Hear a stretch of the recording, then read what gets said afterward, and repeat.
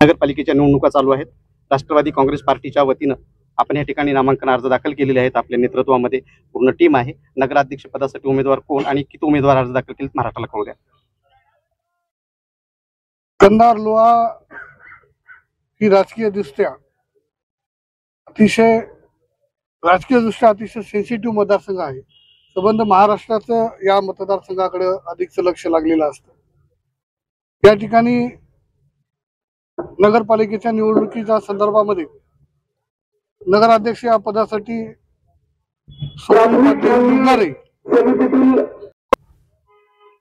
महाराष्ट्राकडनं पक्षाच्या वतीनं निरीक्षक म्हणून माजी आमदार मोहनअण्णा हंबर्डे यांच्याकडे निरीक्षक पदाची जबाबदारी दिली होती। त्याच्यानंतर महाराष्ट्राचे संघटक मुक्तेश्वरभाऊ दोंडगे आणि सरचिटणीस म्हणून मी आणि आमचे तालुका अध्यक्ष भोशीकर साहेब आमच्याकडे पक्षाने त्या पद्धतीची जबाबदारी दिली होती।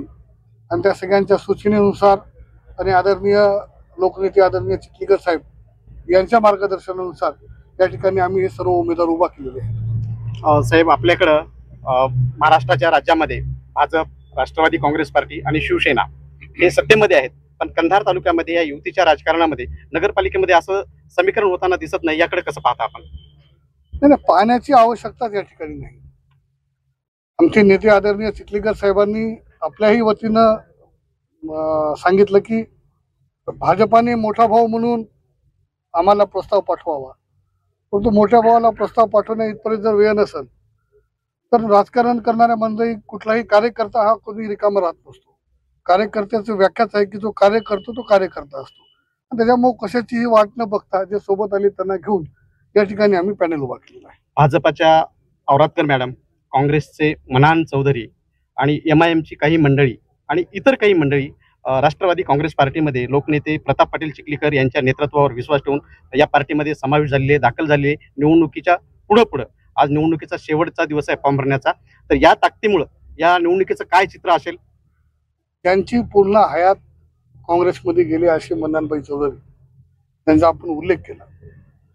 ते अतिशय सेक्युलर विचाराचे, ज्यांनी समाजाचं दीनदुबळ्याचं नेतृत्व केलं, ज्यांनी कधीही काँग्रेस पक्ष न सोडण्याचा विचार केला, परंतु कालांतराने जो अन्याय चिखलीकर साहेबांवर आधी झाला तो अन्याय छोट्या भावावर नंतर झाला म्हणलं तरी चुकीचं होणार नाही।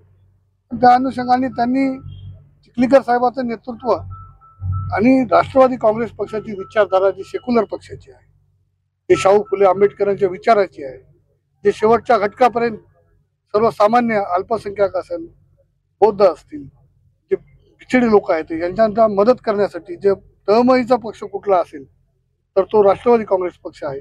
आणि महाराष्ट्राच्या तिजोरीची चाबी हे माननीय अजित पवार साहेबांकडे आहे। त्याच्यामुळं कोणीही जरी असलं बाहेर तरी तिजोरीची चाबी त्या ठिकाणी अजितदादा पवार साहेबांकडे असल्यामुळं कंधारच्या लोकांच्या मनामध्ये जो कंधार आहे, शहर आहे, ते शहर करण्यासाठी ही सर्व मंडळी एका बाजू या ठिकाणी आलेली आहे। बाकी औरातकर ताई असतील ते आमचे मार्गदर्शिका आहेत, त्यांना आम्ही विनंती केली की आपल्याला एक चांगला अनुभव आहे आणि आपण आमच्या पक्षामध्ये यावं। आणि ते सुद्धा शिक्षिका असल्यामुळं त्यांचा सुद्धा सर्वधर्मीय विचार होता आणि त्या सगळ्या विचाराला त्यांना लक्षात आलं की एक मोठा भाऊ म्हणून चिखलीकर साहेबांनी त्यांना आजपर्यंत छोट्या बहिणीसारखं सांभाळलेलं आहे किंवा त्यांचं नातं आहे। आणि त्या प्रेमापोटी त्यांनी काल या ठिकाणी त्यांच्यासोबत असंख्य जणांनी राष्ट्रवादी काँग्रेसमध्ये प्रवेश केला. शिंदे सेनेने काही जागा, भाजपला 2.5 वाजेपर्यंत 4 ठिकाणी उमेदवार भेटले नव्हते. काँग्रेस आता फॉर्म भरत आहे. तर या निवडणुकीमध्ये प्रतिस्पर्धी किंवा कुणाला म्हणून बघता या निवडणुकीमध्ये? आज आपण तर पूर्ण जागेवर फॉर्म भरलेले आहे. निवडणूक ही कोणाला हरवण्यासाठी निवडणूक लढवायची नसते, निवडणूक ही जिंकण्यासाठी लढवायची. आणि काही लोकांचं असं ठरलेलं असतं की सत्तेतून पैसा आणि पैशातून सत्ता. हा मुद्दा आम्हाला काही त्याच्यामध्ये कोणाविषयी बोलायचं नाही. जर आता उद्या भविष्यामध्ये निवडणूक समोर आहे, टीका टिप्पणी कुठपर्यंत होऊ शकतात त्याची आपल्याला सुद्धा ज्ञात आहात. परंतु मी एक सामान्य कार्यकर्ता आहे. वयाची मर्यादा जरी पक्षाने मला जर जबाबदारी दिली असली तरी माझ्या स्वभावामध्ये ते नाही. परंतु जर आपण विकासाच्या मुद्द्यावर बोलणार असाल तर निश्चितच आम्ही विकासाच्या मुद्द्यावर डिबेट करायला तयार आहोत. परंतु या ठिकाणी समोरच्या मंडळीचं काय चालू आहे काय नाही यापेक्षा याचं कारण लक्षात घ्या तुम्ही की या लोकांनी विश्वास ठेवला होता आणि ज्यांच्या भरोशावरती विश्वास ठेवला तेच लोक जर आज राष्ट्रवादीमध्ये आले तर शेवटी माणसाने विश्वास कोणावर ठेवला. त्या भावनेनं आज त्यांच्याकडे उमेदवार भेटायला भेटत नाहीत. मी तुमच्याकडून ऐकलं, मला काही कल्पना नाही. पण तो उमेदवार भेटतील कसे? कारण की ज्यांच्या विश्वासावर ते लोक जात होते उमेदवारी मागायला ते सर्व मंडळी, आमचे मन्नानभाई असतील, जफर खान साहेब असतील, हे सर्व मंडळी त्या ठिकाणी आमच्याकडे आल्यामुळं एकतर चिखलीकर साहेबांचा विश्वास आणि त्यातल्या त्यात ते सर्व जनसामान्यामध्ये राहणारे 24 तास सेवेमध्ये राहणारी आमची ही सर्व टीम आणि हे सगळे आमचे जफरुल्ला खान असतील, जफर बाउद्दीन असतील, स्वप्नील पाटील असतील, एखाद्याचं नाव राहून जाईल चुकून तर निवडणूक चालू आहे. म्हणजे हे सर्व टीम 24 तास हे जनतेमध्ये असते, कामामध्ये असतात आणि त्याच्यामुळे लोकांना आपण ग्रामीण भागात म्हणतो की सोय करेल ते सोयरा. त्याच्यामुळं जो सोय करेल त्याच्याकडेच माणसं जातात, जो मदत करतो त्याच्याकडेच माणसं. या रणधुमाळीमध्ये राज्य पातळीवरचे मंत्रिमंडळातले कोण कोण लोक प्रचारासाठी येतील असं काय भाकीत आहे, कसं असेल? नाही, आता आज फॉर्म भरण्याची शेवटची तारीख आहे. उद्या विड्रॉल आहे. उद्या विड्रॉल झाल्यानंतर त्या ठिकाणी पक्षाकडनं तशी मला सूचना आलेल्या आहेत की आपल्याला कोण कोण म्हणजे मान्यवरांची त्या ठिकाणी उपस्थिती लागणार आहे.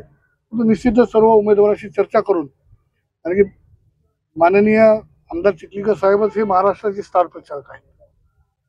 पक्षानंच त्यांची नोंद घेतली तर आपण कशाला दिवा खाली अंधार करायचा? त्याच्यामुळं आपल्यालाही सुद्धा माहित आहे की चिखलीकर साहेबांचं भाषण झाल्यानंतर सहसा कोणाचं भाषण लोक ऐकत नाहीत. त्याच्यामुळे आपल्याकडेच मूळ मुद्दा असल्यानंतर आपण जर वाटलं तर त्या ठिकाणी वरिष्ठ नेत्यांना विनंती करू आणि त्यांना आपण त्या ठिकाणी बोलू, असं आमचं नियोजन या ठिकाणी आहे. एकच मिनिट.